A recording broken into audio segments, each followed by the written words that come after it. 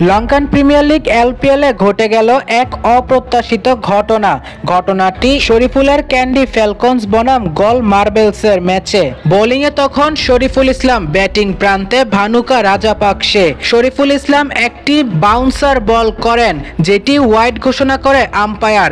এরপর ভানুকা রাজাপাকসে হয়তো শরীফুলকে খোঁচা মেরে কিছু একটা বলছিল। এরপর শরীফুল সেই কথাটি নিতে পারেনি, অনেকক্ষণ মেজাজ দিয়ে তাকিয়েছিল ভানুকা রাজাপাকসার দিকে। এরপর দেখা যায় আম্পায়ার শরীফুলকে টেনে নিয়ে যায় এবং আঙুল তুলে বোঝায় তিনি যেন কোনো সিন ক্রিয়েট না করে, অর্থাৎ কোনো কন্ট্রোভার্সিতে না জড়ায়, কেননা খেলার মাঝখানে এমনটা উচিত নয়। যদিও বেশিক্ষণ টিকতে পারেনি ভানুকা রাজাপাকসে, শরীফুল ইসলামকে রাগান্বিত করে ভেবেছিল উল্টোপাল্টা বল করবে এবং বলে বলে শট খেলার চেষ্টা করবে, কিন্তু তার পরবর্তী বলেই বোল্ড হয়ে গিয়েছে শরীফুলের হাতে। অর্থাৎ শরীফুল মুখ দিয়ে নয়, তার কাজ দিয়ে প্রতিশোধটা নিয়েই নিল ভানুকা রাজাপাকসের উপরে।